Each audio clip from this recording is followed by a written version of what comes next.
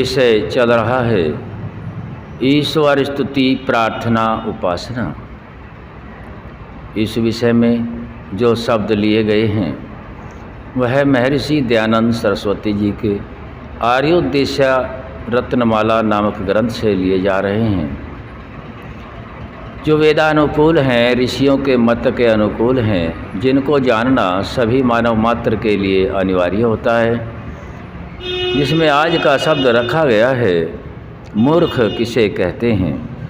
स्वामी जी अपनी परिभाषा में लिखते हैं कि मूर्ख अर्थात जो अज्ञान, हठ, दुराग्रह आदि दोष सहित है, उसको मूर्ख कहते हैं। अज्ञान, ज्ञान का उल्टा अज्ञान है। ज्ञान पूर्वक किया गया कार्य उन्नति को प्राप्त कराता है। स्वयं की भी उन्नति है, समाज की भी उन्नति है, और इस उन्नति सत्य के आधार पर जो प्रभाव पड़ता है वह भी उन्नति का कारण है, परिणाम भी उन्नति का कारण है। लेकिन यहाँ अज्ञान का अर्थ इसका उल्टा होता है, अवनति का कारण बनता है। इससे उन्नति नहीं है, न तो स्वयं की उन्नति है, न समाज की है, परिवार और राष्ट्र की उन्नति नहीं है। अज्ञान में बहुत से दोष हैं। अज्ञानी व्यक्ति किसी भी सभा में प्रिय नहीं है। ज्ञानी सर्वत्र पूज्यते। अज्ञानी तो अपनी भी उन्नति नहीं कर सकता। आगे का शब्द लिखते हैं कि जो हठी है उसको मूर्ख कहते हैं।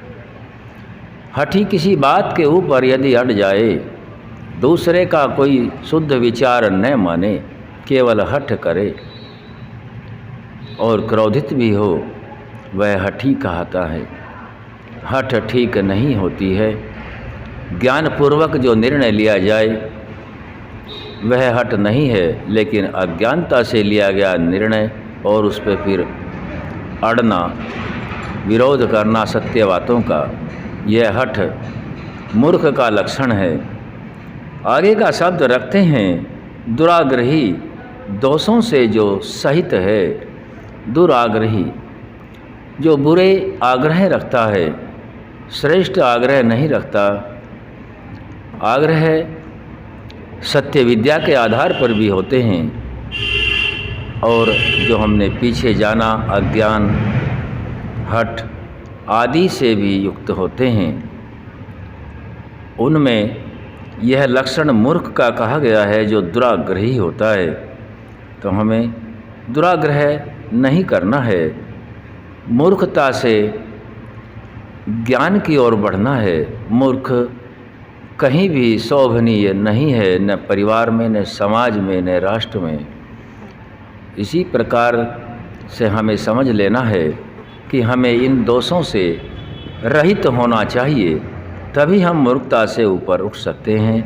मूर्ख बने रहना विद्या का लक्षण नहीं है। आज हमने मूर्ख के विषय में जाना है, आगे का शब्द फिर रखा जाएगा। ओम सम।